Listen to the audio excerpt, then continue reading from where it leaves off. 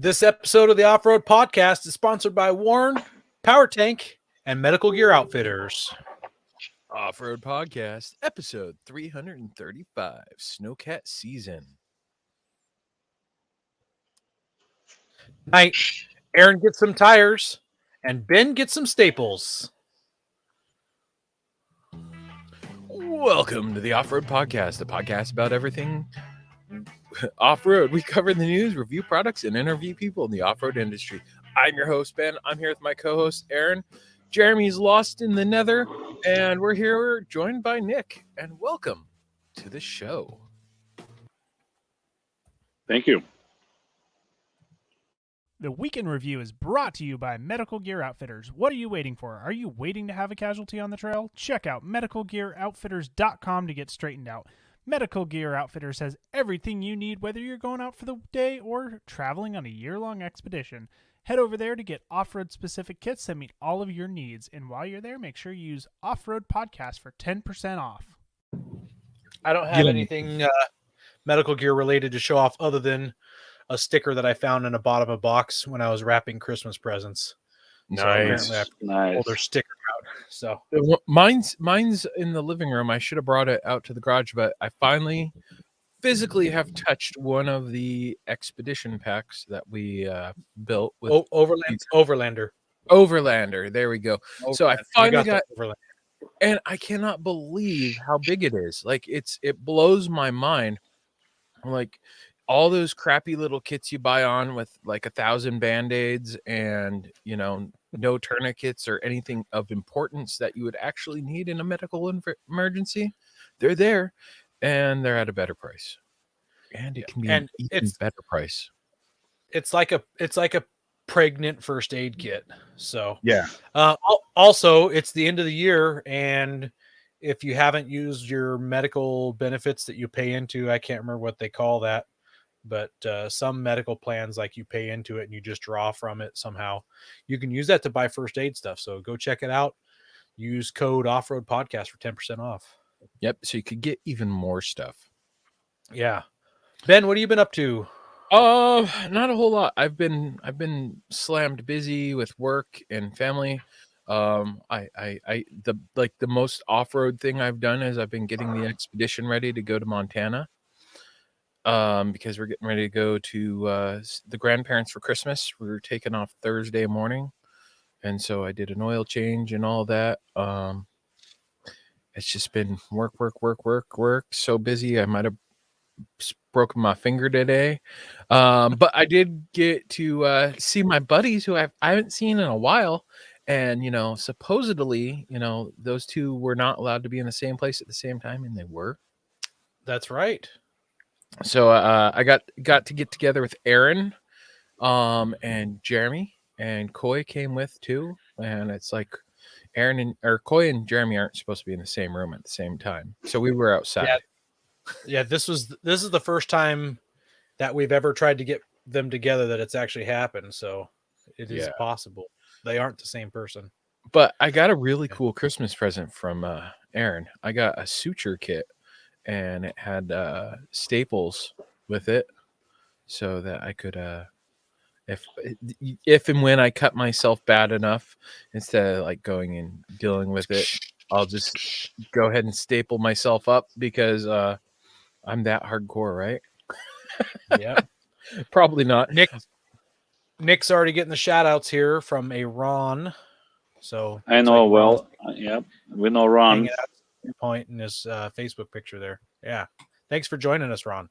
Yeah, Ron from Grants Pass. If you hang out long enough, Ron, you might learn something about snowcats. I think he's been hanging out a lot already. Hi, Ron. Well, I drove up to see Ben and Jeremy. We all met in Compton. Truly was to Compton that day too. I was packing heat just in case. That's all I've really been doing was I went up there. Ben is letting me borrow his Toyota 4Runner wheels. They're yours, man. You can keep them. You don't want the wheels back? No, they'll just sit in my front yard and look more redneck. Okay. I'm actually getting along with my neighbor now, so I'm like cleaning my yard a little. I'm mowing the grass at least regularly now. All right. Well, Ben is letting me have some Toyota 4Runner wheels with worn out rubber on them. We're gonna test fit to see if they clear the Nissan Titan brakes, and if they do, I'll be able to use those with the tires that I've got on order. Fingers crossed they fit, but if they don't, I've got a backup plan. I have a used set of KO2s, Ben. 33-inch KO2s. They're on my camp trailer. I was walking past my camp trailer the other day. I was like, oh, that's right. I rotated my KO2s to my camp trailer. So worst case scenario, I could pull off those, and out of the 8 tires I have, I could pick the best 4 and just go snow wheeling with what I've got. Yeah. So do you it's not going to keep me down. I'm surprised you didn't test fit it with the rubber that's on there, just to test fit it to see if it cleared the brake calipers. Well, I haven't. So I didn't even I got home late last night. And I picked up that load of firewood on the way home also. So firewood got unloaded today. So I got to go out in the field, jack up the Titan in the field somehow. I'll probably use the tractor to lift it up because it's so muddy back there, and pull a tire off, throw it on, and see if it clears. So is that the parts one? Yeah, the parts Titan. Yeah. Oh, there you go. Then you don't even have to mess with the frontier. Yeah. Well, because I have to, it's still on the Titan. So if it fits the Titan, then I can take the spindle and all the brake system off of the Titan, the hub, and swap it onto the Frontier if it fits. I didn't even think of you having to do all that yet. Yeah. Yeah, I still have to do all that, and I still have to order the rear spacers / adapters to change the lug pattern. So lots to do. But the good news is I've got a month and a half. Yeah, you don't have a head gasket to do in that much time. Yep, exactly. Though, yeah, I think if it comes down to the trip, I'll just roll the 4Runner as is, because I was looking back at some stuff, and that problem has been around a little longer than I thought it had. So I'm not driving it right now for obvious reasons, since I don't want stuff to break. But throw some head gasket stop leak in there and send it. Full send. Some Blue Devil. Yeah. Nick, have you done anything in the off-road world in the past couple of weeks? Off-road related? Off-road related? Probably not really.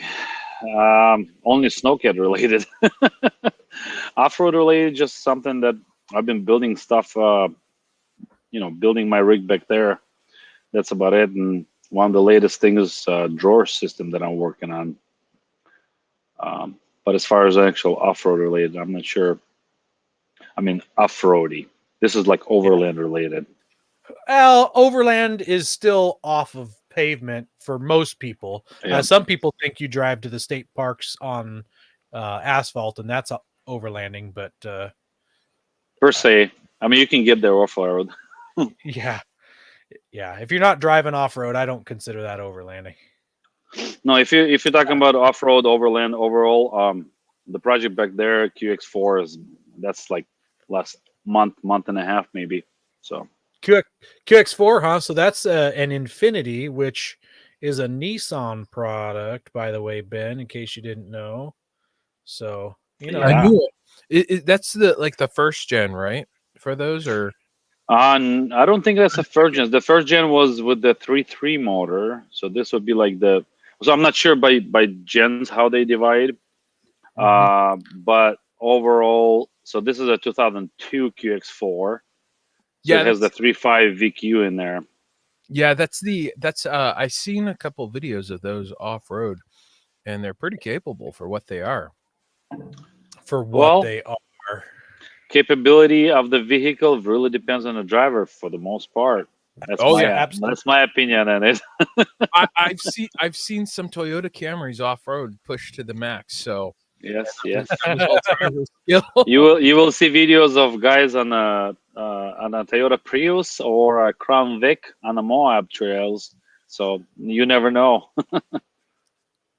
Definitely. Fastidious Restomod says hi. Hey. Appreciate the check-in. Sean is another snowcat guy. Oh, very nice. He's Yeah. got a beautiful YouTube channel full of information on what he does. Hey guys, we're looking to reach more listeners. We're going to start reading Apple iTunes reviews on air. If you hear yours, send us a message with your address, and we'll send you an Off-Road Podcast sticker. You can find all of our social media by just searching our name. Now, go hit that subscribe button. Man, this JK guy just really keeps talking to us, doesn't he? Ron says Nick's got some crazy off-road in snow via Jeep Wrangler. So I think you've wheeled in quite a few vehicles in the snow from some of the pictures and videos I've seen on your channels. Speaking of JK or Jeep guys, we've got some feedback from everybody's favorite $1,500 JK guy. So we were asking, how in the world did you get a JK for $1,500? Here's a picture of it. It still, to me, doesn't look like a $1,500 JK. So he says the story, no family deal, went back to work after attending Panama City Jeep Jam and mentioned to a coworker that he wanted a Jeep. And he said that he was selling his for $1,500. So I bought it. No rust, 190,000 miles. So almost Toyota miles on that, with an engine replacement 80,000 miles ago. The main problem is the automatic transmission needs a neutral safety switch replaced, needs a driver's side rear fender, a bunch of other minor problems that I'm compiling. Hope to have it on the road in January. So January's coming up quick, David. I sure hope you change those wheels out. Those are awful. Well, and it depends. He said Panama City, so that's like Florida, right? Yeah. There's not much for wheeling in Florida, so it is like that whole Jeep Beach, that whole big wheel, little tire stuff. Which, I mean, if that's your style, that's your style. But if you want, but I believe with David, he's been talking about actually doing some more overland off-road in the south where they've got the mud and the fun. So So as long as he's not taking through the swamps without the snorkel. Yeah. And everything's sealed up with that snorkel. Do it properly. We also want to thank our sponsor, Patriot Patch. Head over to patriotpatch.co and check out their selection of great patches, shirts, cleaning mats, signs, and stickers. You can also join the Patch of the Month Club for $15 and receive a patch, matching sticker, and artist proof each month. Patriot Patch, here we go. I'll make this one quick. I'm making this quick for you, Coy. So I've got a couple of their Nutcracker gun guys. One's got the AK, one's got the AR. So here, now they can be fighting. They're pointing at each other. And then fingers aren't on the trigger. It's still safe. This one was I believe this one was a patch of the month, but they've turned it into an ornament. So Stay Frosty. He's got a SAW M249, I believe is the number on those. And then our last one here, I'm pretty sure that this one is one of the newer patch of the month as well, and it says Red Leader, so it's Rudolph with his red nose, and he's got his nods. Yeah, so great. They make great patches. We love them. We can't stop talking about them. And they make Christmas ornaments. Yeah, so you can hang them on your tree. In fact, I just sent my kids out of the podcast studio right before we started with last week's so they could get them hung up. So on the Christmas tree. Beats making your own. Yep. So, and looks a lot better. Yeah. The news is brought to you by PowerTank, the ultimate mobile onboard air system for performance, versatility, and reliability. They are your source for all air-related accessories. Check them out at powertank.com.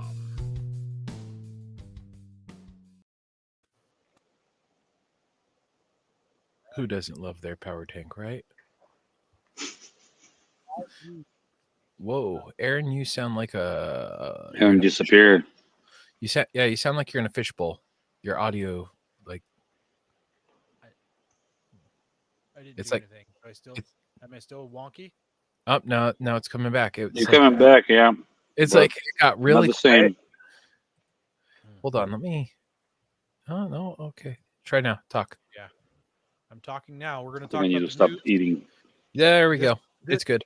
This week, our first article is the Autoblog 2021 Overlander. Now, this is specific to Overlanders. It says holiday gift guide, so it's not the Wheeler holiday gift guide. It is a Overlander holiday gift guide. So Ben's going to pull it up on his screen.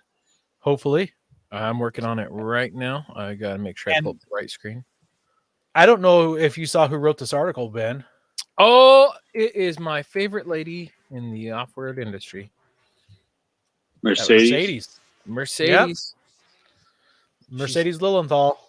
She's good people. She is good. Andy So- Lumen. Yes. So this is a short article. It's only got 5 things on it. The first one is off-road tires. So they give some suggestions like BF Goodrich, Yokohama, Nitto, Falk, and Cooper. Those are all great brands. Yep. Absolutely, BF Goodrich is number 1 in that list because it's right in the front. Just got to say. No, it's not. The next one is some recovery board or traction devices, which would be like a Max Trax, ARB Tread Pros. Martha Stewart has a collection out at Walmart, I believe, that you could get. Oh, they're like purple, and I actually have. I got some something similar to the Martha Stewart ones from Costco years ago. From Big Lots. Yep, from Big Lots. Yeah. There's a bunch of different ones. At Max Trax ARB, obviously, are going to be some of the better ones out there. I've never heard of a pair of Max Trax snapping in half like some of the other brands. So, Me too. What's next on our list here, Ben? Scroll down some more. roof racks or roof platforms. So, Front Runner Outfitters, Rhino Rack Baja, ARB, Yakima, Thule, all great companies. I'm DIY should be listed DIY. in there. Yep, Definitely. Yeah. Yeah, and the cool thing is when you get like a platform roof rack like this, like I've got one on my 4Runner from Malt by Fab, and I can From literally where? Malt B Fab. There we go. There we go. Maltby. Yeah, Maltby Fab. Yeah, Pete cringes every time I say that. We all do. Yeah, y'all do. I've crawled up on mine and stood on the roof of my 4Runner and did not dent it. Well, until Watch the NASCAR races from your roof rack. left turn. Oh no, I made a right turn. Next one is a basic non-winch recovery kit. So you can get your like your toe strap or a bubba rope, things like that, some shackles for connecting stuff up, some gloves. Those are usually going to be pretty inexpensive because they're basic. Yeah. But those are like the the bare minimum things you need when you're out there. I mean, you should always have a way that you are able to help assist your own recovery. Yeah. I like this one. I've got one of these. It's a GPS enabled satellite communication devices. We did a whole episode on this, and I ended up getting the Garmin InReach Mini. InReach Mini. Yes. Yep, got one of those as well. And I've used it several times. Actually, been packing for that Montana trip I was talking about, and that was one of the things I pulled out of my box. I was like, you know what? That's going on the dash of the expedition just in case we're on the pass and we get stuck. So we can tell the family, hey, we're running late.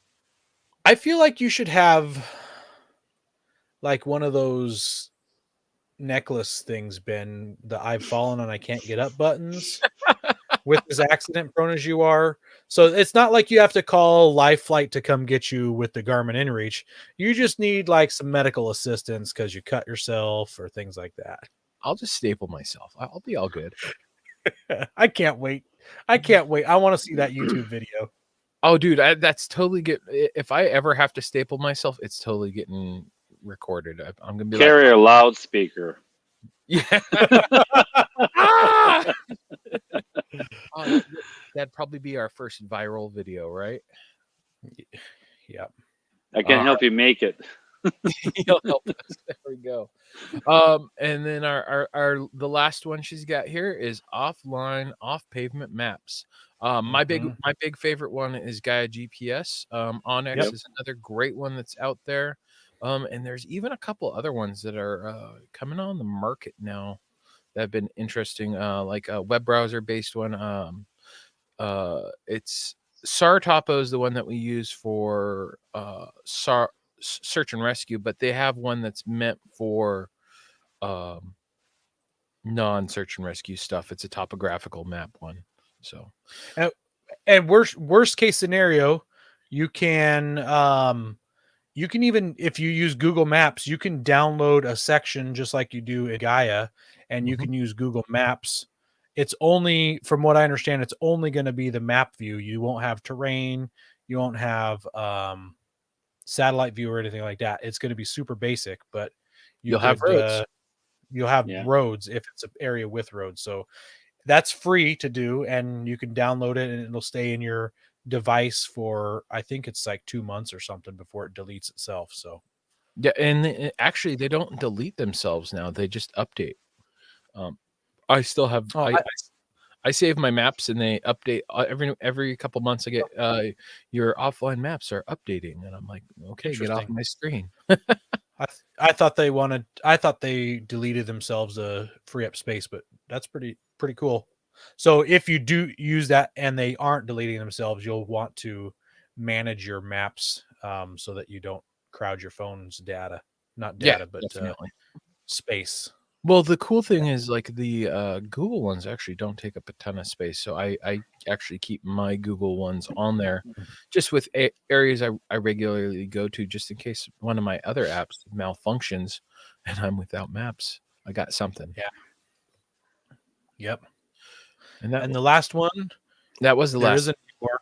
Yeah, but I'm going to add the last one is paper maps, since you said malfunctions. Yes. Get yourself some paper maps.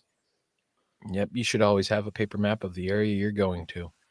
Just make sure you know how to read it. Exactly. It doesn't do you any good if you don't know how to read it. It really doesn't. You can wipe your rear with it, if anything. Or start a fire. Yep. Yeah. Well, and you know, that's, I mean, that goes into many other things. Like we talk about our guns on here. It's useless unless you've trained with it. You know how to use it. Same with your recovery gear and all that. If you don't know how to use it, first aid kit. Your first aid kit. I've done multiple first aid classes. It's absolutely garbage to have the stuff if you don't know how to use it. Well, someone else could use it on you if it's like first aid stuff, but a map, I mean, after that, it's fire tender. I like this Ron guy. Earlier he said a personal location device is paramount, and now he's saying maps are what I use, and I back it up with tech. So yeah. Ron is old school. He recently retired, so he can be a smarty pants a little bit. Ron is awesome. Our next article is about the Toyota Compact Cruiser EV. Oh, I got. Have you guys seen pictures of this thing? Oh, let's go. There you go. It looks like a little mini FJ. Mini FJ, yes. No, or a Kia Soul. What it reminds me of actually is, have you seen a two-door Bronco yet?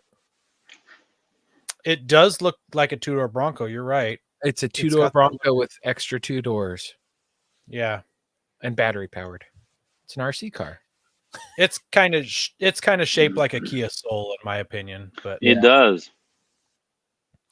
Yeah, it looks like a Kia Soul with a facelift. It's parked next to that EV 4Runner, or is that a Tacoma? No, it's Tacoma, I think.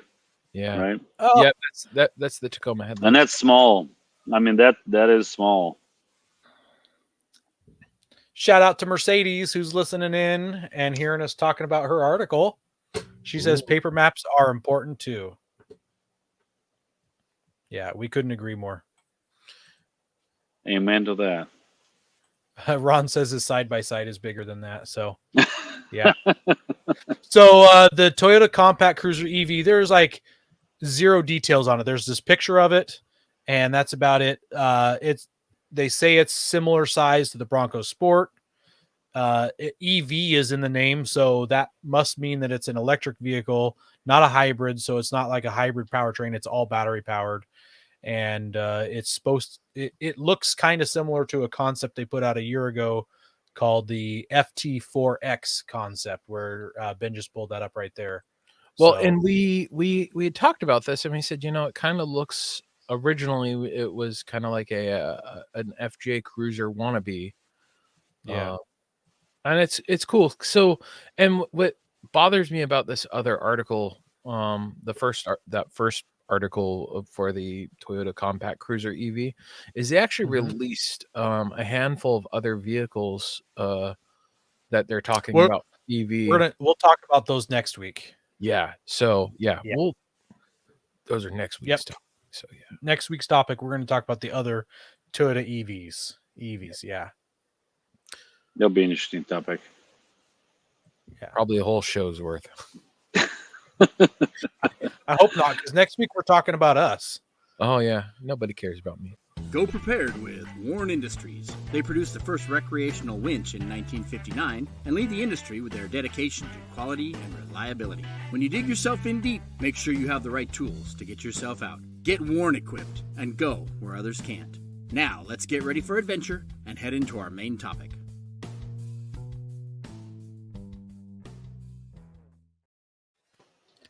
Speaking of getting Warren equipped, got a little package in the mail. I'll show it off here. Kind of I've got heavy. to show it off. I got to show it off on the Spanish side because it's got all my shipping information on the other side. That's kind of blocks the pictures, and I don't want anybody to know where I live. So we've got a kit de accesorios de servicio moderado. So It's all right. You're hitting both markets. That's right. It's a medium duty accessory kit for your Warren winch. So you got your bag, you got your snatch block, you got a couple D-ring shackles, a couple different straps in there. Yep. So this bad boy is not for me as much as bad as I want it. We're going to give that away somehow. I don't know how. Maybe the first person to show up to Ben's house and ring his doorbell 45 times. Can you block that? Thank you, Ben. Yep. Whoever gets to Ben's house on Christmas Eve and rings his doorbell 40 times at like 2 a.m. can have this. So just beware what will happen if you do it. Have you ever don't by a naked man with a rifle? Don't ding dong ditch Ben's doorbell. We'll figure out some sort of giveaway for this bad boy. And, well, you gotta mention his address. Well, that's part of the game. I'll be there first one. They've got to find him. You got to find him. You're gonna have to do some internet sleuthing. You gotta look at the pictures he's put on Facebook of like the position of his Forerunner on the stump. It might be simpler to just call my KGB guys. There you go. Yes, call him. Yeah. So, anyways, main topic. Travis says that he just needs your address and he'll be naked when he shows up too. Sounds like a party. It's a Christmas party. I'll bring sauna. All right. Well, we're going to kick off the main topic. So we've got Nick, and we're going to talk about Snowcat, something I've reached out to you like a year and a half ago about. We weren't able to get it put together last winter. We finally got it this year after a hiccup on my end. But yeah, we're going to talk about Snowcats. I'm super excited about this.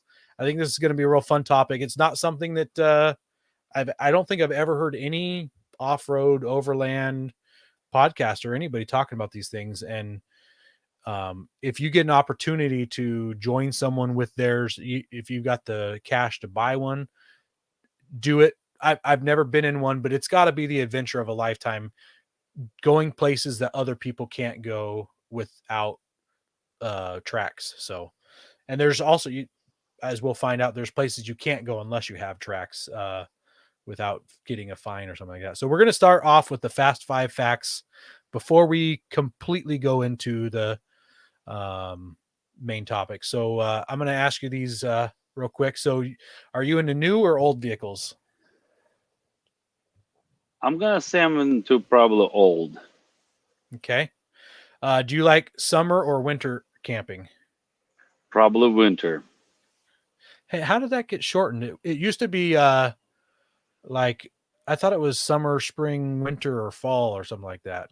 Yeah, it was all 4 seasons. Someone Yeah, that's someone interesting. switched it up. It got edited. No. Rock, sand, snow, or mud? Snow. Okay. Favorite vehicle brand? I'll still say Jeep. Okay. And favorite tire?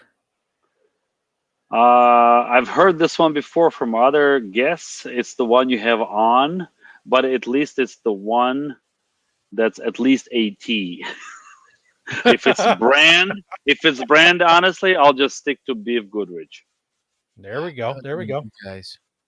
Yeah, it's just the one that I've honestly I've trusted myself into, and I loved, Yeah. and it's proven to me be the one. Oh, I should mention I've mocked BF Goodrich and Aaron and his fanboyness, but at the same time they have proven their worthiness. They've been on the market. They've always had a quality tire. That's just not in the range I want to I see. mean, I invite any other tire maker right now listening into the show, if they are, and knowing our social media presence between you and us, or you guys and me, I should say, to have me try a set. I mean, I'll try something free, but I'm not gonna pay for something and take a chance on it. But Beef Goodrich all the way. Yeah. I am gonna take a chance actually. Hey, there's Tim. I decided to pull the trigger on some Milestar Patagonia XTs, but that's what I've got coming. It's a brand new tire that they have out of hybrid. But anyways, yeah, we could go off into the tire. Now, ditch. I heard you guys' podcast on Patagonia tires, and those do sound interesting. It's just for me, it's just something you mount, and you know it's there for the length of time. So Yeah, and this tire, it's an interim tire. I'm stepping to 35s. My next one is going to be 37s, but I need something to get me by until I can finish the build. So we're going to try them out, and if I like them, I might stick with them. If not, we'll find out. So, anyways, let's talk snowcats. So, how did you get into snowcats? the long story short is I like recreating in the winter, and I'll let me go back a little bit, I guess, so people understand me a little bit more better. I guess my background is I was born and raised in Russia, so my language barrier might be a little bit, and my accent is there. So for those who are listening, and might follow up later with my YouTube channel, whatever, they'll find out that my YouTube channel is bilingual, and I am bilingual, obviously. Other than I speak other languages besides Russian and English, but when I speak in English, my brain kind of buckles, I guess, back and forth. So that's, if you find that happening a little bit, that's the reason. But anyway, snowcats. The story is simple. Is I like recreating in the winter, doing things in winter for the reason that when you're doing things in the winter, there's usually less people. Maybe a surprise for some, but for the most who like to recreate, they'll find that very common. And then you just can't get to certain places unless you have a certain specific equipment to get there. And in our case, it was where, if anybody again follows me on YouTube, they'll find that on the Jeep that I used to have back in the day, it was the first LJ that I had on 35s. I was able to get to places. And one of them was a lake that my buddies and I were able to get to at certain points. And point came where we couldn't get there on snowmobiles or the Jeep. I actually made it that one weekend. I made it 100 yards, literally 100 yards less than the snowmobiles did. I was just laughing at the guys riding the snowmobiles because I made there only 100 yards less than snowmobiles did, but we couldn't get there. And I mean, we came with the expectation of ice fishing and chilling out there. So I was just like, well, I gotta find something that will get me there, no matter what the snow conditions are. So the first search is snow equipment, and then the snowcat comes up. So Your You're speaking my language. I've said it probably 100 times to different people and on this podcast. Winter camping is my favorite because number one, there's no people out there. Number one. No one is out there. Number two, really big campfires. You can have the biggest campfire and it's not a danger to anybody. You can have the biggest campfire you want. And last one, there's no bugs, there's no mosquitoes, there's no yuck. So anyways, yeah. Definitely you took it away right there. Everybody's saying hi. Yeah. So yeah, those are all my favorite reasons for winter camping. Yeah, I agree. So I'm adding this question in here with this. So would a Jeep on tracks get as far as a snowcat in like that situation that you were in? It's like comparing. In my opinion, it's like comparing old terrain tire with mud terrain tire in the snow. So, or even in the mud, right? I believe that honestly, in my opinion, a mud terrain tire will only make it maybe 3 feet further than the all terrain tire will, technically, in my opinion. Again, I have a good friend that says that, hey, my opinion should be only your second opinion. Your opinion only should be the first opinion. So take my opinion as your second opinion always. But it's hard to say. I mean, snow. If you look at the history and you look at some cultures who are more north, you'll find that certain cultures have like 100 different names for snow or snow conditions. I mean, we just call it like wet snow, dry snow, packy snow, snowball snow, or no snowball snow. You can't make a snowball. Powder. They have it like crystallized, or it's like whatever the forms. So they have like multiple. I mean, you're talking about multiple names for snow, considering its conditions. So depending on conditions, the tracks will compete differently. I believe that there are conditions where snowcats or anything that's on tracks will simply not be able to go over that amount of fallen snow. But as in the most cases, what has been shown is like, so going back again. So when I first got my cat, I was asking some old timers, and one told me it's simple. He goes, Nick, there's a reason why they're called snow cats. So they go over the snow. So Jeep on tracks or anything that's on tracks, basically, it's very, it's trying to be like a snowcat, but then you get into a different perspective of just simple physics of the ground pressure per square inch. I mean, literally. I just realized who Fastidious Resto Mods is by this comment here. He says he was sponsored by Matrax for his Baja STI build.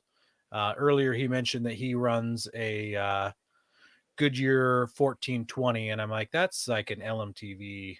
You put those on LMTVs. That's like a 49-inch tire for LMTVs. So I know exactly who he is now. So okay, it's Sean, right? It's Sean. Yeah, that's correct. Yeah. Yep, I know who Sean is. So Sean knows few things. I'll put it that way. It's that was a really good question, Ben. I didn't think about that to compare. It popped in my head, and I had to ask it right away because it's like, that's something I've wanted to do to my Forerunners, throw it on tracks, and why not? Yeah, then roads aren't closed to me, right? But exactly. We'll get into that later. So I'll go to the actual question I was supposed to ask. And what was the first snowcat you took off road? So the first snowcat I got was an Imp 1402. It's a Thiokol brand, which is out of Salt Lake City, Utah area. Actually, I guess the story goes from Thiokol. Thiokol is a space program company. If anybody researches so again, I'm just going by information that I have. I might not be exact or perfect on it, but Thiokol is a company that used to make spacecraft things for NASA or whoever. So what it comes down to basically is Thiokol. So that's the first one. Yeah, that's after I did it. There's a picture of that one in yellow. If you find that one in yellow, not that one. That's friend D. That's a grandpa. That's a different one.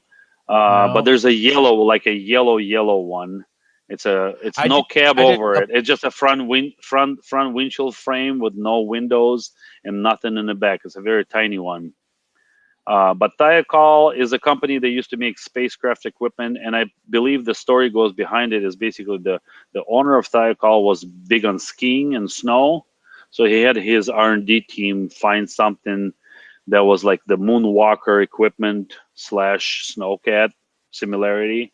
So that's how they started up the Snowcat program in there. So the first cat I got was the Thiokol M1402, and I think those started with actually a 1400 model, but I had the 1402, which is air-cooled Wisconsin engine, 24-inch white tracks, just a small cat. Gosh, this is like, well, almost 10 years ago. I bought it for $700. I mean, honestly, I had no idea what I was buying. This is the second cat, well, technically the third cat that I bought out of North Dakota. This is 1450. This is so also DMC eventually became, or the Thiokol became DMC. So there it is. Oh, There it there is. we That's go.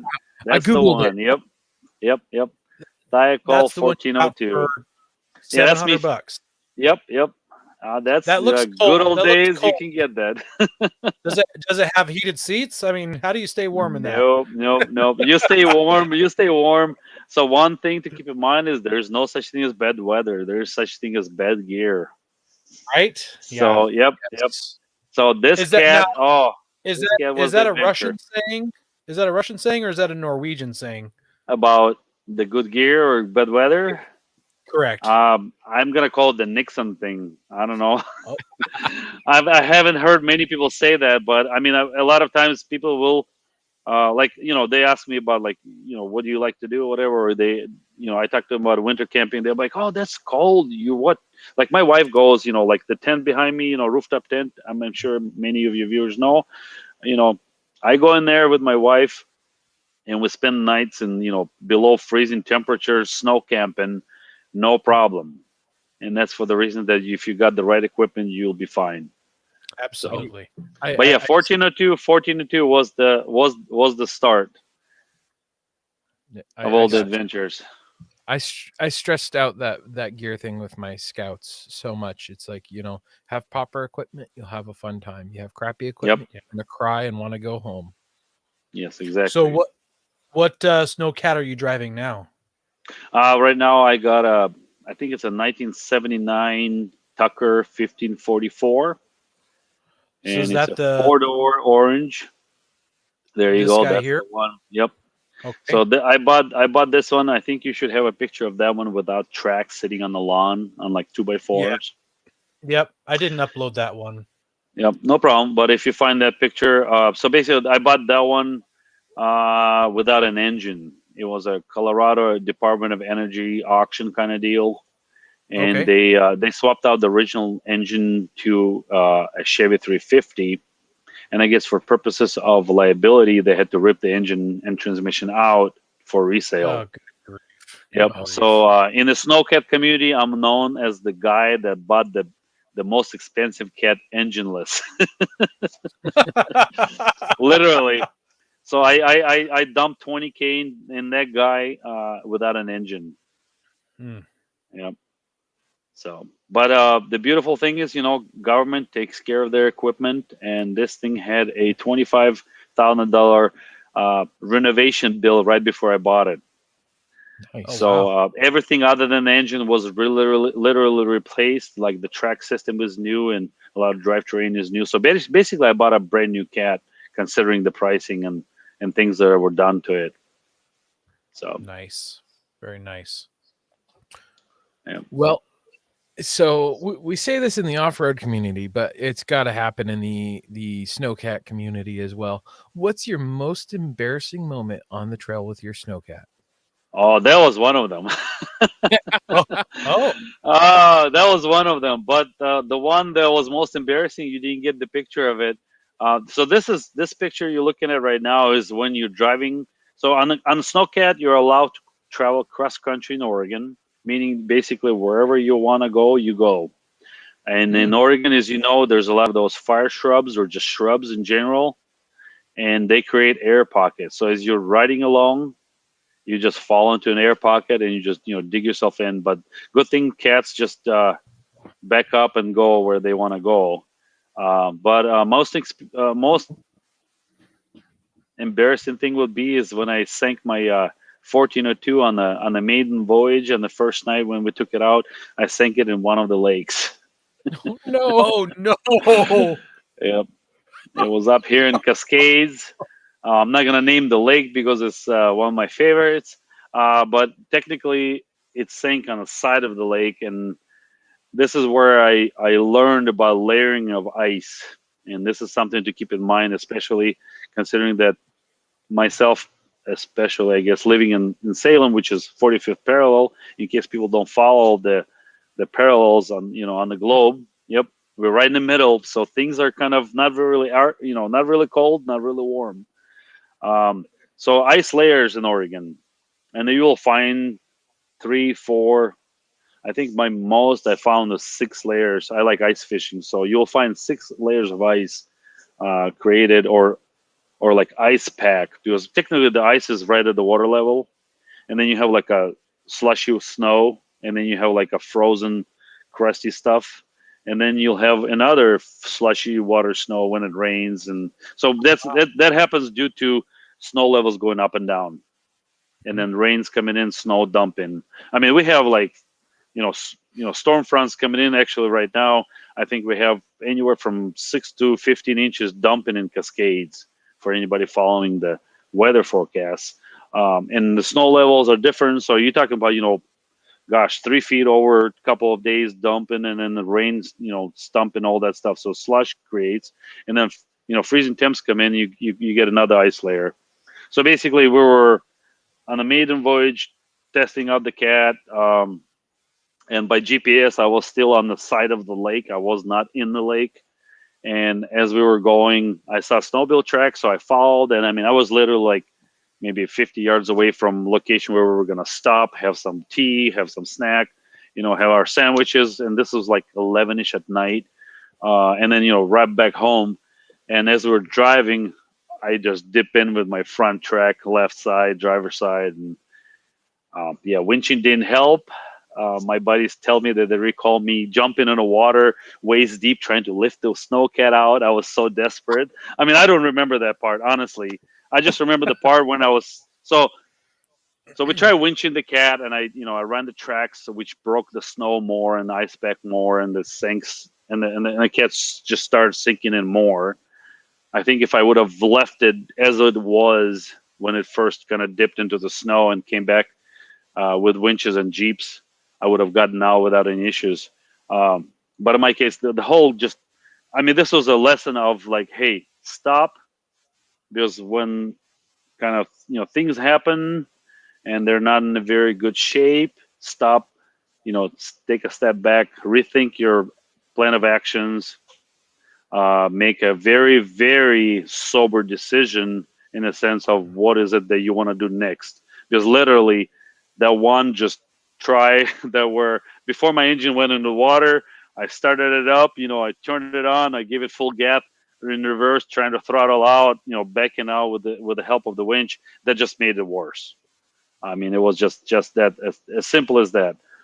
So basically, rethink things. But when we were sitting, basically, so the snowcat is like going down, right? My camera equipment getting thrown out, my tubs with my other gear getting thrown out, whatever, and and me trying to lift it out of the snow, whatever. So just to give you an idea, it was basically waist deep waters on the side of the lake. Yeah. Because the snowpack was about probably 5 to 6 feet deep, and considering all the snowpack that held the snowcat, going all the way to the ground. Yeah. So, anyways, I'm sitting there, on top of the wall, those black and yellow lit tubbies, and taking my snow boots out and water running out of them, and literally taking my my winter pants down and my Under Armour out and squeezing it out, standing there bare, dressed, whatever, naked. My buddies are like, "Hey, we need to get going." And I'm like, "Yeah," because I think I'm about to what is the word? Freeze my butt to death, kind of thing. Hypothermia. Yes.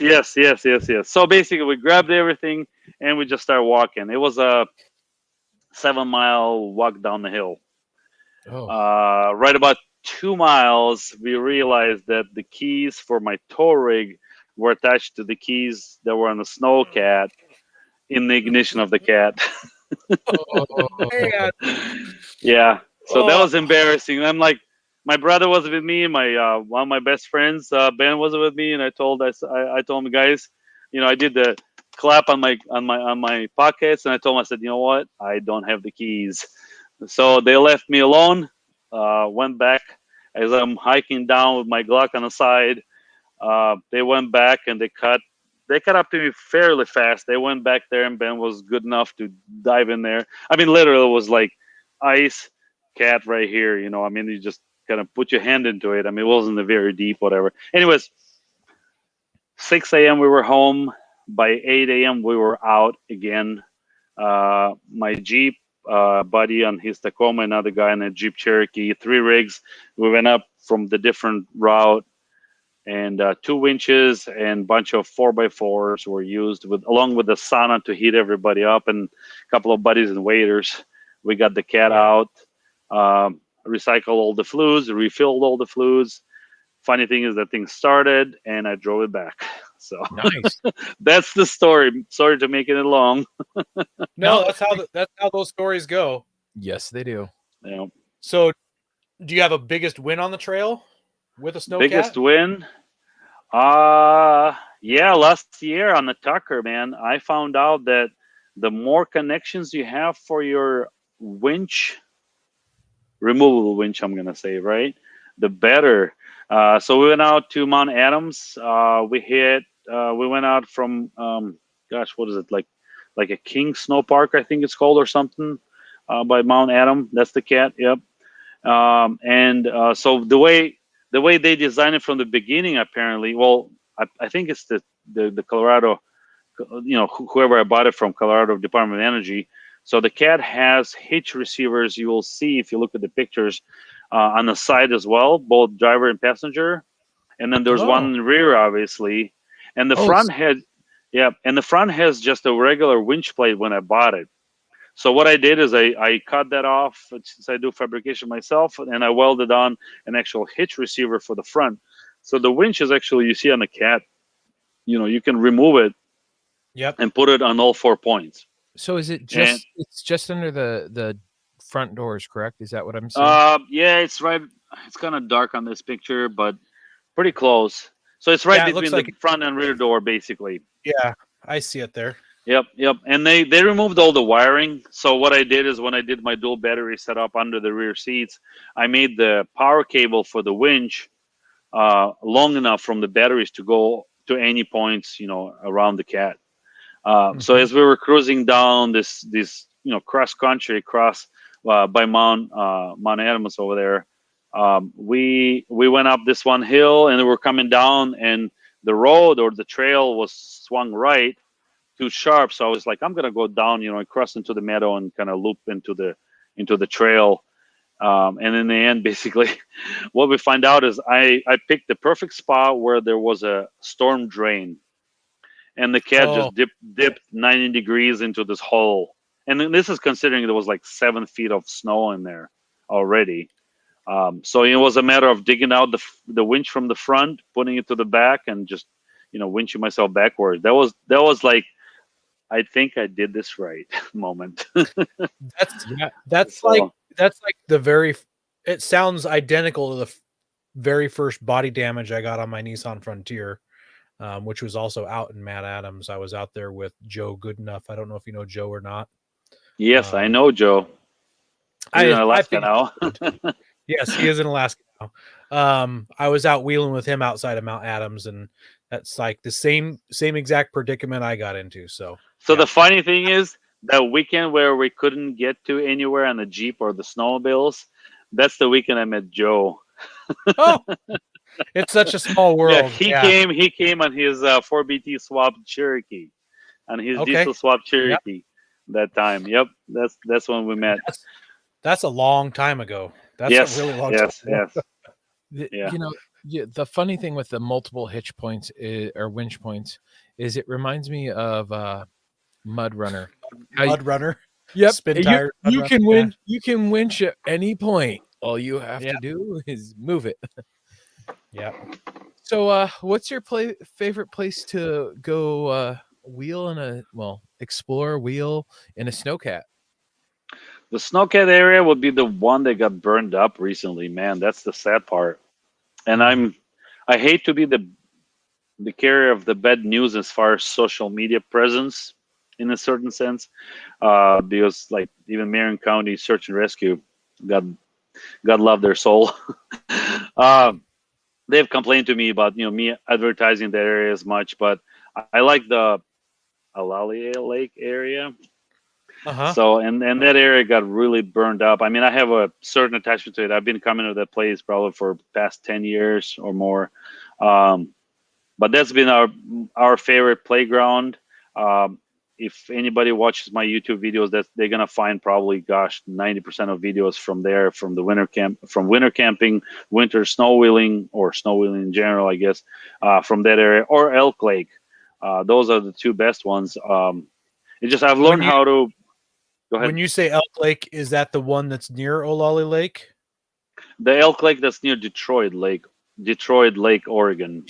Yes, So near Detroit. yeah, Yes. not the Elk Lake next to Bend. A lot of people Correct. confuse the two.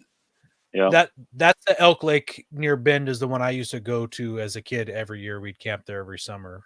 Yeah, I would love to get there, but that's a snowmobile area only, and in Oregon, snowcats are not allowed on a group snowmobile trails. Oh, So, that's really interesting. yeah, That's- apparently we're too big and too dangerous. So I see. I guess it makes sense. So it is what it is. Sean says he bought his LMTV from Joe, and that's also where I bought my LMTV from, was from Joe as Yep. well. Don't they groom those the snowmobile trails with a snowcat? They do, but that's a different snowcat. So Oh, I mean, only I can't say. I've had the pleasure of talking to federal offices. I've had the pleasure of talking to state offices, and I'm hearing different stories. And me being Russian, known for going places where we shouldn't be going, I'm gonna stick to be politically correct. I try to be the right way, so I do check my areas literally. I mean, I check every possible source that I can find to make sure that where I go, I'm not getting in anybody's way. And with a cat, it's not very hard. It would be nice to find a place where literally cat shows itself right, and you can actually get to places. I mean, with cat is basically, I mean, you can have, I don't know. My goal is to have a few of the pictures you'll scroll through is you'll see the removable cab with a rooftop tent on a cat. I believe I'm the first ever cat owner that put a rooftop tent. Yeah, that's 1402. Yeah, there you go. That's right there. That's a Sissy Butte right there by Alali. So that was the whole point of this design, and this cat was to give me a remote cabin wherever I wanted to go. And that thing did what it was meant to do. So this picture was actually taken at Elk Lake by Detroit here. So whenever you can't make to the certain places, the cat will get you there. That is awesome. I love that setup. Just being able, you've got your cabin anywhere you want to go, and yep. I mean, this was before the diesel heaters were available and before people could do certain things. But this was nice. I mean, we're not afraid of a little cold, and I mean, I have my proper sleeping bags and everything. But the goal behind that build was basically build a cat that I can take and run around getting firewood and doing whatever fun things. Yeah. While the actual base camp is set up. So, yep. Gentleman from Washington bought the cat, and he's happily owned it for the years that he had it. We still keep in touch. Jeff is a great guy, and he had actually, did some more mods to it. But that was my first project. So, is there any places that you haven't gone that you want to go? Any specific spot? Oh, there are a couple of places on my dream list for this season, and probably for the next if I don't make it, obviously. And the sauna. So if you look at this picture, there's a sauna on the right. There was that was the sauna tent on the right. Yep. If you scroll through pictures, you will see actually. So that's a Mabiba. That's a sauna tent. But anyways, two of the places. Steens Mountains is one. That's for Oregon. And my other one on my bucket list. There you go. That's a sauna picture right there. Actually, Yeah. you'll see the stovepipes hanging on the Yep. second to the right, second to the left. I think from the left side, second. That's a stovepipe sticking through. So that's not like a sleeping tent. The whole purpose of that is for it to be a sauna. Well, you can use it either or. Okay. So I mean, it's a 4-season tent basically, but that tent was built. I mean, the point behind it, I guess, or whatever. Some guys from Novosibirsk, Russia, they built it. I had opportunity to be their dealer actually for first couple of years here in the U.S., but the pricing was so high at that point where it just wasn't, there was no point to hang on to it. And now you can buy those things on eBay actually, and Amazon, I think. You just search them up eBay and you can find that. I mean, they're reasonably priced, and you gotta love what you're doing, obviously. But Yeah. with that tent and the cat, and just generally, with the right gear, Steens Mountains, and the second one, if you're asking about the favorite places to go, is I want to do Rubicon. So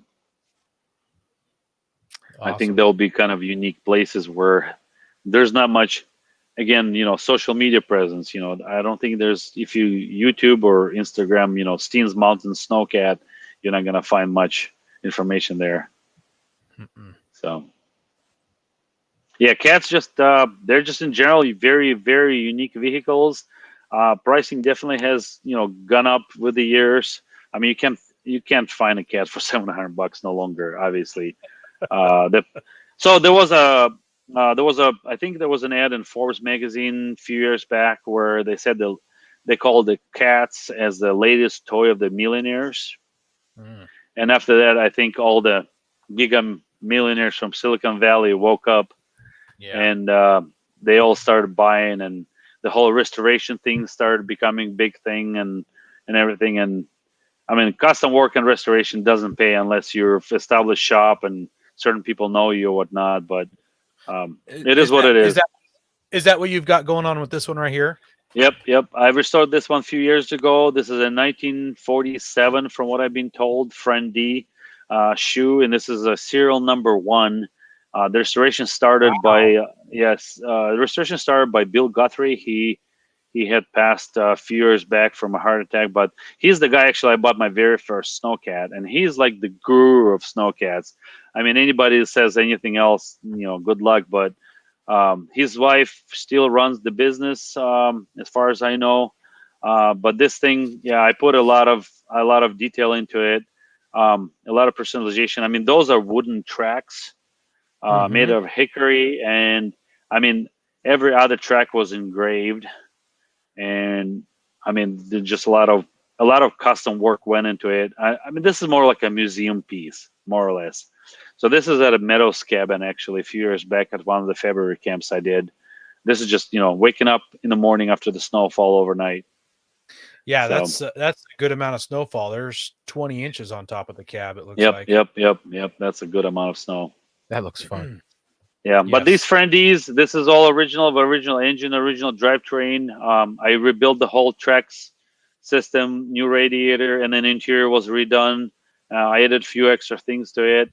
I mean, gosh, hours, countless hours. I mean, for nine months probably or so, anywhere from 4 to 9 hours a day, and I put I think very reasonable price mark on it at 45, and I've really haven't had any bids. And I mean, I have roughly $25,000 into the cat as it is. And that's what money I've put into it. But for anybody to wanting to buy it is like, not including your time. Yeah. So but custom work does not pay much. No, it doesn't. So what does you mentioned how much you want for that one and how the price has gone up? What's a typical snowcat cost nowadays? Can the guy on the budget go buy one? Gosh, I mean, knowing the market a little bit, I think so. Hard to say. Well, so it like, you want to buy a junker that you want to put a couple of weeks into it, and then break down somewhere up in the hills, or you want to buy one that's going to last you at least a couple of seasons. That's variation of it. But cats, I mean, you could probably find them as cheap as $500, considering it's just a rust bucket and no good. I'm guessing so, and I haven't found those any time lately. The cheapest one I have found myself personally was about 2 years ago. Was actually, the funniest thing is $400. So you can find them as cheap as that. But I'm gonna say average price 10 to 30 grand, and that's really considering its condition. And if you look through the pictures, there should be a picture of one that looks like a Jeep front end, forward control front end. So that's the one I'm gonna talk. Yep, that's the one. That's Christie. So I picked that guy up for $400. Believe it or not, this is only one of 2 made. Wow. And my price tag on it right now is 20 grand. So I'm literally just flipping it for 20 versus 400, because that's what it's worth to a proper collection guy. It really does look like a Jeep tub. So it is an actual CJ5 tub with a Jeep forward control look-alike cowl in the front. And this is one of the few Christie's made. I think they made like less than 100 out of Colorado here in States. But this one is one of the 2 ever made in that shape and that condition. And this was one of the first Christie's that they made actually with heater inside. Oh, nice. So, yep. And this cat is pretty legit. The person who sold it to me, they said it was parked with a broken chain drive in the rear axle, and it was parked with the engine running, and it's been parked for about 10 years. So I had the engine turned over without any problems. I didn't start it. It's one of those cats that, hey, if anybody wants to pay me 20 grand, I'll sell it. If anybody wants to, buy it for cheaper, good luck. I'll bargain for it, but that's what I'm asking. But if anything, I'm not gonna let it go for 2 grand. And this is a cat that I'll keep and I'll restore with my son if it doesn't sell. I mean, I have no problem with holding on to it forever, kind of thing. So So I'm on eBay right now, and I just typed in the word snowcat with and without a space, and not a single snowcat has popped up. I mean, there's pictures or repair manuals, some parts, but not an actual vehicle for sale. Maybe they're using an actual brand name when they're trying to sell them, but I'd think to help people find your stuff, you'd use the word snowcat. So correct. And just like Sean mentioned, is that the cheaper you go, the less reliable they are on the pricing. I mean, anybody selling the cat right now, I believe they will search the market up to see what the right price for their cat. And snowcat community is fairly tight. I mean, you get guys who are wealthy, rich, and they think they're big crap, whatever. But it is what it is. I mean, generally, snowcat community is very tight, very friendly, very good going. Everybody, out there to help each other, because simply, like with Sean's case and myself, I know that if Sean ever called me up and said, "Hey, Nick, I need help, getting my cat out from whatever," I'll come out there with my cat, and vice versa. I mean, it's down to that. But pricing, pricing is different. I mean, anything in life, you have to realize that it's only can be sold for as much as anybody willing to pay for it, and just as simple as that. Is this the interior of that? That's correct. Yep. That's a CJ5 dash right there, with that minus the steering wheel with the steering levers. Yeah, it's a straight up Jeep. Yep, nothing different about it. Okay. I've actually had the engineer's son, I think, engineer's son's wife, if I remember correct, reach out to me, and they're like, "Hey, I would like to have my husband look at what his dad did, blah blah blah." So I told her, I said, you guys are welcome to come by and look at it. So, but yeah, this is definitely one of those rare units. It looks like someone extended the handles, like they used to be shorter, and someone made them 5 inches longer. So No, the red handle part, it's something that they just added on. Because if you take those plastic red pieces off, the original ones were, I believe, were black. well, what the red handles are attached to, it looks like that part's actually riveted to another part below it. Like maybe they weren't long enough, they didn't have enough throw or something. I don't know. Could be, but I mean, in general, so this is a brake steer machine, so you want to have a longer handles. I think, I mean, Christie is fairly known to be a brand that kind of, engineers were fairly good. So I think that's how it was. But I mean, you might be right. It could have been just on there to add an extra little bit of angle that's adjustable. It looks like that. I don't know. They're riveted on there, yeah. Yeah, and it is a Jeep. It's Travis is asking is if that's a Jeep AMC inline 6. I believe it is, but I think actually it was a Chevy engine. There's somewhere. If anybody looks up basically Christie, and you got to spell the Christie the right way with an I in the end. Christie CJ5 Jeep. You will find the pictures online. They're black and white, like of their brochure. And the cat that's on the brochure, that's the cat, and it has all the information on it. Because I think it was like a AMC or GM even motor or something. So we've kind of hit on this a little bit, but I want to know where you can drive them. So you were saying you could even drive them overland, someplace you can't drive them. So can you like put it all out there where you can and can't drive it, and maybe even what kind of surfaces you don't want to drive it on? So the way that tracks work on a cat is, the purpose of the snow is to lubricate the tracks. So the water, that's how the lubrication part takes. So if you're riding them over a long period of time, it's like almost like is it the Top Gear or whatever, or the show that's after the Top Gear with those guys. They have where he's riding somewhere in Africa, I think, one of the rigs on tracks, and it's dry conditions and they're falling apart. That's one of the reasons. But yeah, cats, you want to run them over the snow, obviously, and you want to be, anything just with snow. The deeper the snow, the softer the ride will be. Because the harder the pack, the harder the surface you're riding over, the more vibration you're going to feel over all those idler wheels riding on the tracks. Because you got grousers every so many inches, like 5 to 6 inches spacing. So when those hit the tracks, the vibration comes through to the frame. Because there's really no suspension in the snowcat, technically. I mean, there is suspension, but it's not really a suspension. So basically, if you take them on dirt or anything hard pack, you will find that it's not a very pleasant ride. So the deeper the snow, the better. As far as the roads availability, basically any road that's snowed, you're allowed to go. Any forest roads. Now I'm speaking just Oregon specifically. Anything that's groomed trail, you have to check in if you're allowed. But for the most part, from what I understand, any snowmobile dedicated routes that are groomed with the snowcat, you are not allowed on them. So that's something to keep in mind. And Oregon's kind of actually not very nice about it, because in California, you're allowed to go literally anywhere.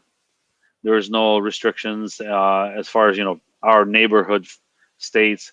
In Washington, you are allowed to go pretty much also anywhere unless it's posted otherwise.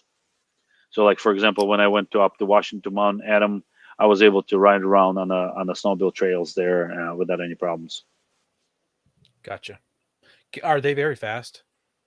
Cats, I think on a good day they'll do 15 generally, and one very common, Ben's laughing. One thing, understanding in the snowcat community, the old timers will say, and I stick to the same thing: snowcats are meant to replace muscle hydraulics. So basically, anything you can do on snowshoes, you can do on a snowcat twice as fast, per se. But in the comfort of a heated cab, obviously, with possibly a warm drink in a hand, kind of thing, right? But yeah, I mean, cats like my Tucker will find anything from 7 to 10, like Sean's saying, 10 to 12. It all depends on the way the track system is set up. I mean, you'll find Piston Bully makes a Flexmobile that will go up to 55. It's an all rubber track. That machine is pricier. It's like a personnel carrier. Yep. There's a little ching gonna go. But it's that would be definitely a machine that if I ever hit the big jackpot, I would definitely want to buy one and be able to go fast. Is that like the picture of the one that comes up every winter?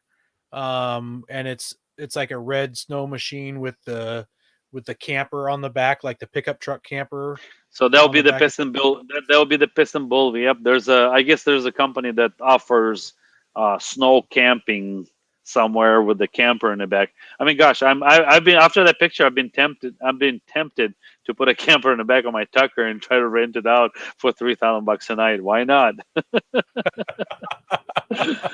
Put on Airbnb. Yep. I mean, I gladly give people a ride as groups. I do group get outs. This is something people that know me closer. Anybody wants to reach out and do it. I'll take a group of people out. I mean, you gotta consider that tow truck fuel costs are one thing, and there's no such thing as gallons per mile or miles per gallon on a cat. It's miles per miles. Miles, just like the LMTV, smiles per miles. Yep, smiles per miles, definitely.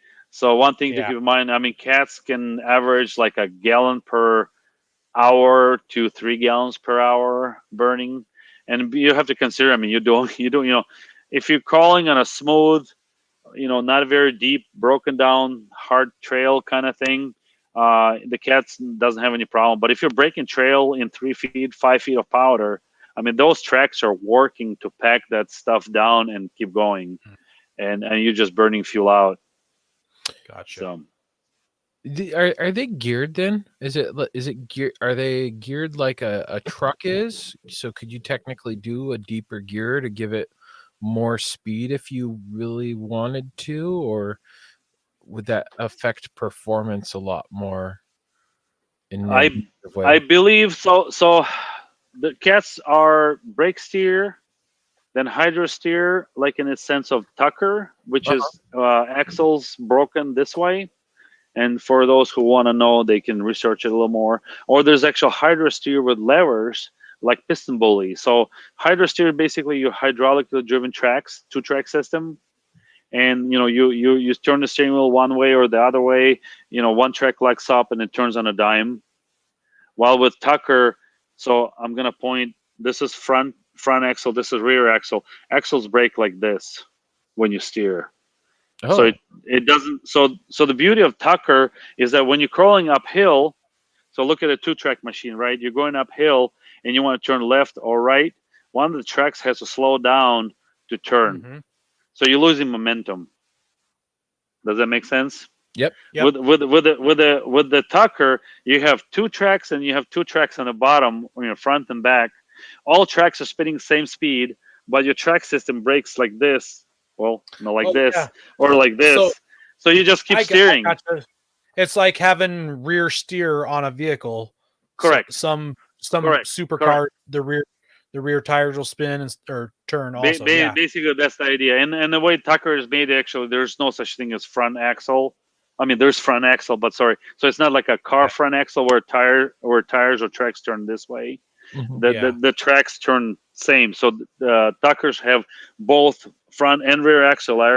Rear axle over the truck. Actually, those are, I think, Dana 60s that I have under the Tucker. And they're both rear axles, and it's reverse gear in the front. The entire axle rotates like on a pivot? Correct. Rather than steering knuckles at the outside. Correct. Okay. And that's the one thing about anybody running Max-Trax. I think that's the right word, right? Max-Trax on their Jeeps or whatever 4x4s, is that is it the knuckles? Yeah. Not knuckles. Or I think it's knuckles, right? On your front, especially. Your knuckles and your hubs. Yeah. You just beat the crap out of them. I mean, I know folks from Yellowstone that used to run those cargo Metrax. Thank you, Sean. Not Metrax, Metrax. In Yellowstone, they run those vans and 4x4 Suburbans to haul people from places. I mean, they have to go through those things literally every season. Wow. To to keep them maintained. I mean, given like the groomers have to be maintained every season, and their frames are welded, their suspensions are welded every season for the simple fact that they're pushing just tons and tons of snow with their plows. But that's, work under stress. That's a little bit different. With Metrax, it's a little bit different where it's, it's an actual drivetrain suspension parts. So. What's the maintenance like? Is it similar to a regular 4-wheel drive? Yeah, I would say so. I mean, you're not running gazillion of hours. I mean, depending, if you're doing grooming and you're running, 8-hour shifts 24/7, one guy gets off shift, another guy gets on the shift, and you got to maintain it. But if something like for myself, I do basically a start season maintenance, end of season maintenance. I mean, it's nothing major, change the fluids or check on the fluids. I mean, I put maybe 200, 300, 400 miles on the cat over the season, so it's not much. I mean, yeah, engine gets to idle a little more than average car because you run it more, but generally, personally used cats are probably a little less, unless folks who have have their cats at their cabins and they use them to plow the driveways, whatnot. They get used more, obviously, so the maintenance is a little more heavy duty.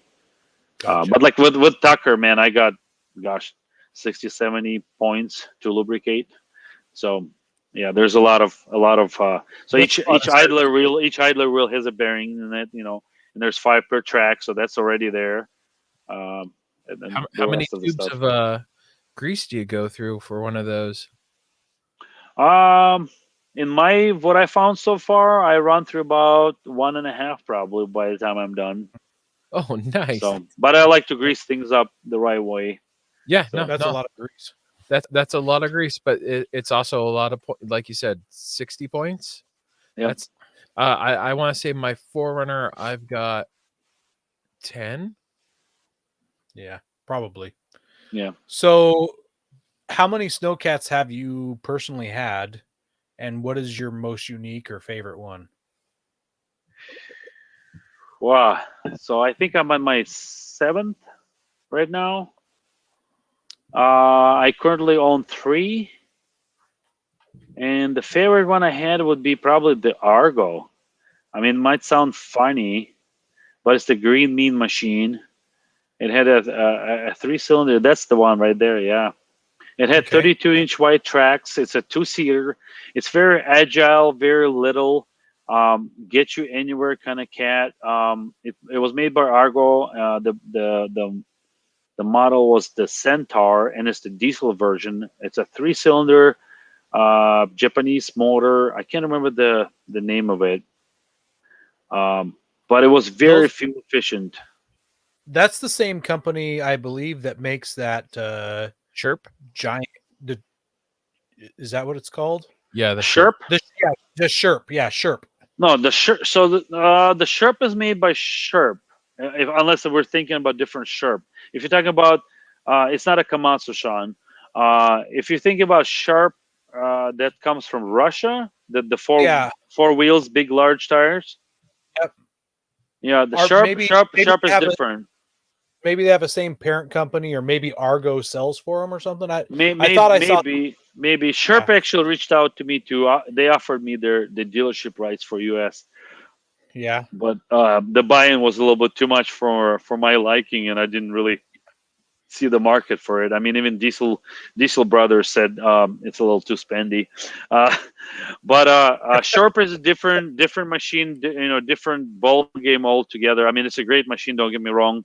But Argos are they're just wheeled all-terrain vehicles, and you slap tracks on that thing. And with tracks, what happens is basically your ground pressure just lessens, right? It goes down, not up, right? So with snowcats, if my math is right and I remember correct, you're looking at under 0.5 pound per square inch. Did you ever run anybody over on purpose, like somebody lays down in front of you? And I have not done it. I'm really would be curious to try it, but I don't think I have found anybody yet.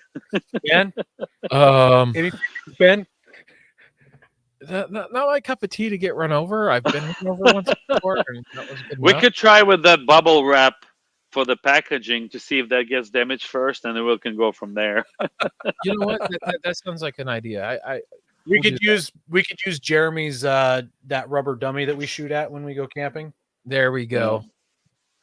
Yeah. We could throw Henry in. But this Argo machine does really good. I end up selling it actually, and kind of sort of regret it. It went out back to Colorado, actually where I bought it from. But I did a whole build out on a cab with all the lighting and everything in it. It was a great machine, man. I mean, it got me on a 11-gallon tank. It got me to play around for about 40 miles length. Wow. And yeah, it just did great. And I mean, I went to places where snowmobilers were skeptical that I would ever make it. And I had guys sitting on top of the roof, and they were like screaming like little girls, literally. Do you still have that one? No, that one's been sold. I mean, I'm looking out for one. If I ever find one again, I'll definitely buy it. So that's definitely a good machine. Before we finish up, I wanted to pull up a couple of these pictures and maybe have you give a quick tell us what's going on. So this one here I found on one of your pages. So this was a Snowcat Jamboree at Timberline at Mount Hood. Okay. And this was, I think, I'm going to say, gosh, this was 7 years ago, probably 6-7 years ago. And so this, it looks like Timberline also, and almost all of these Silcock's hot. Silcock's hot right there.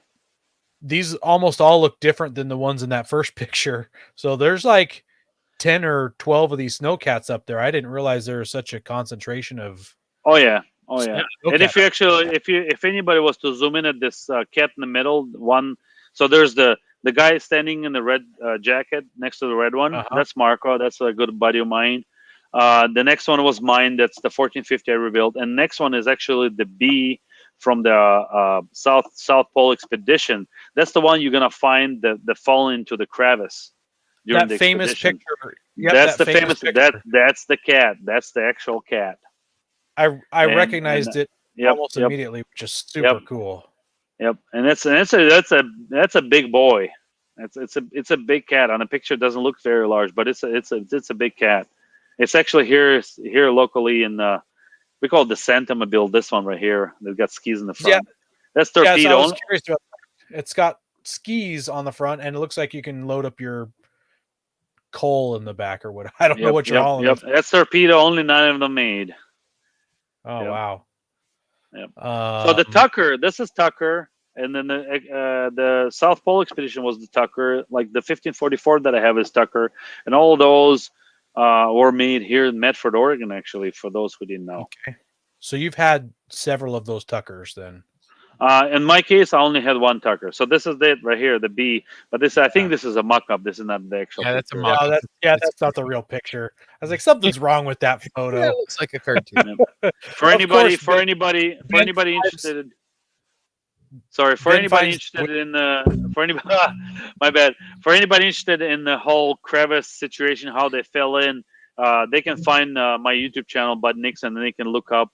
I have a video of actual son of the guy who, so the guy who organized the expedition, his son. I recorded his interview. So that's the cat, correct?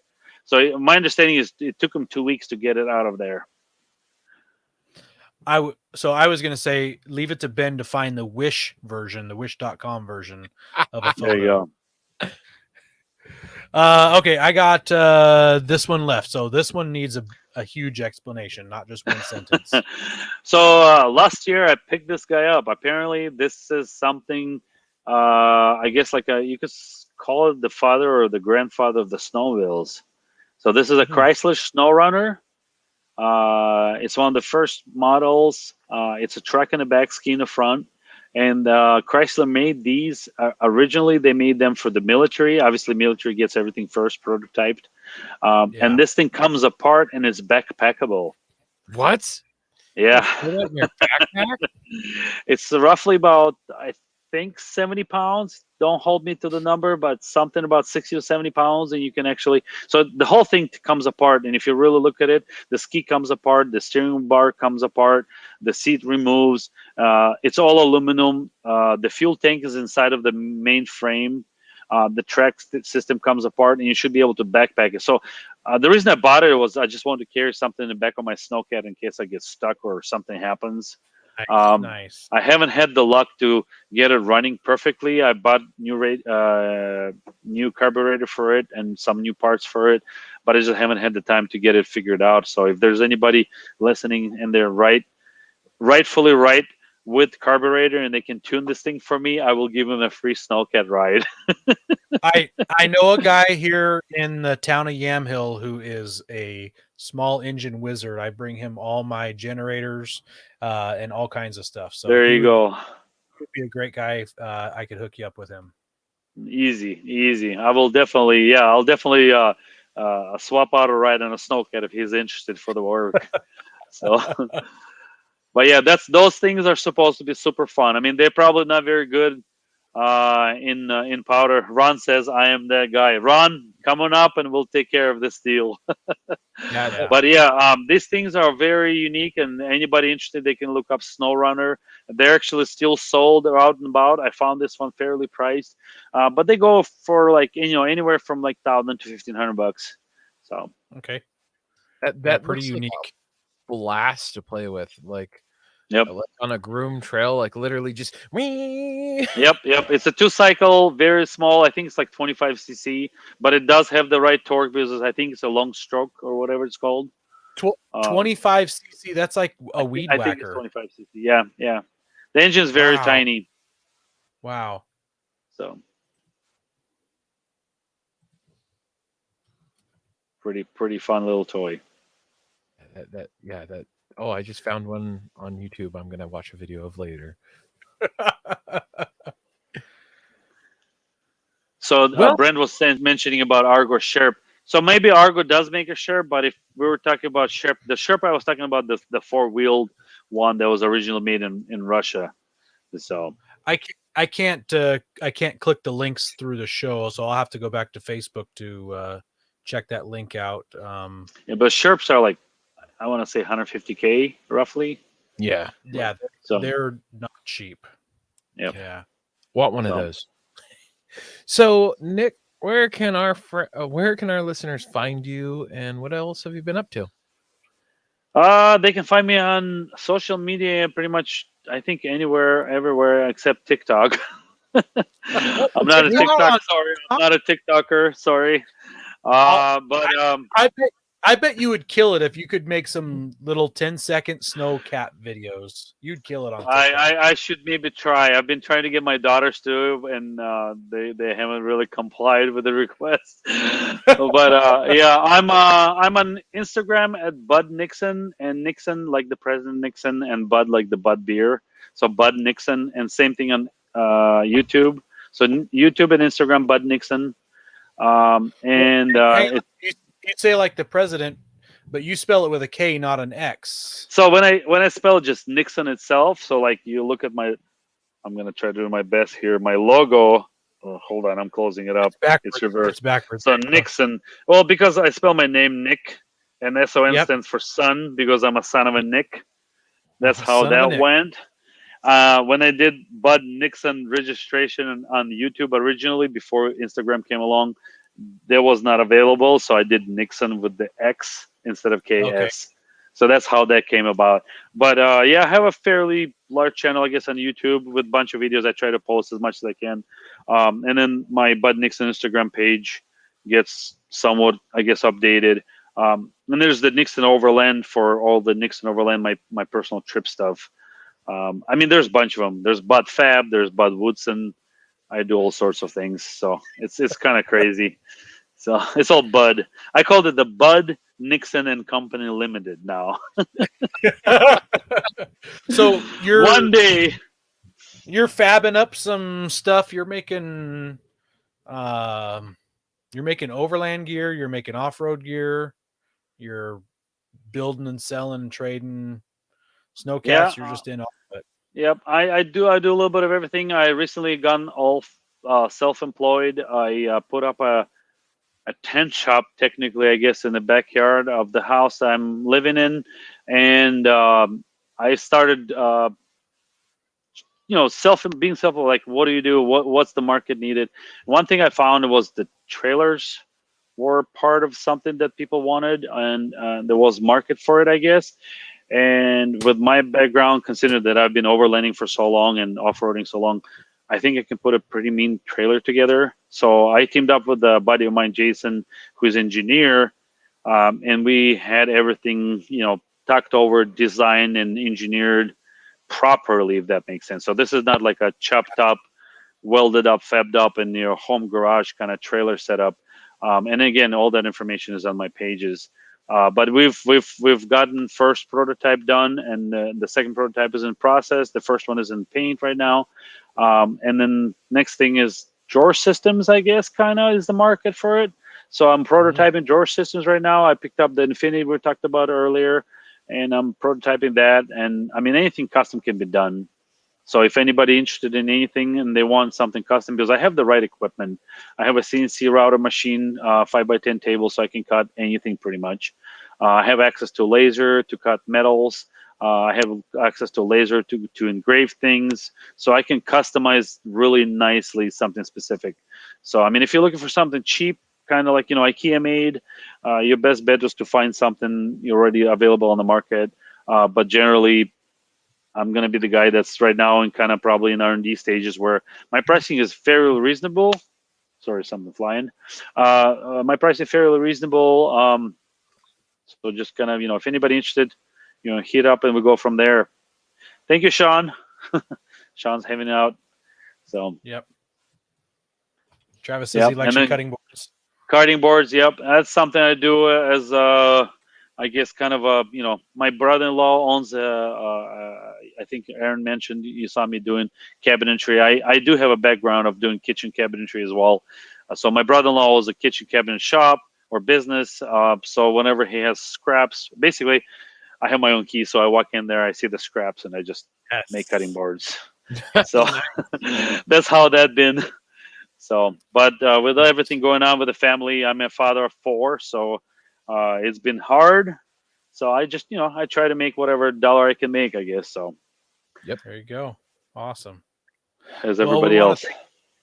We want to thank everybody for sticking in with us for this longer than normal episode, but we always go long. It happens. We've got good topics. We love talking to people, and they're good. So. I've never had anyone write into us complaining that we went too long. So, yep. It's been fun, definitely. Yep. And thank you for coming on, Nick, and bringing some fun people into our chat session. We love when people are in there chatting and doing that all with us. Make sure you're sharing it out with your friends and your family, helping us grow. God bless America, and Merry Christmas. Thank you, guys. Don't forget to visit Patriot Patch and join the Patch of the Month Club. Check out our Gaia affiliate link for up to 40% off. Also, don't forget to head over to Warren and Power Tank to see all of their great gear. We are a proud part of the Firearms Radio Network. Got a question or comment? Send it to us through our webpage at firearmsradio.tv or through our social media channels by searching for Off-Road Podcast. Also, you can listen to us live at overlandradio.com, Mondays at 7 p.m. Pacific. When off-road, please remember to have fun, tread lightly, be safe and courteous, and thanks for listening.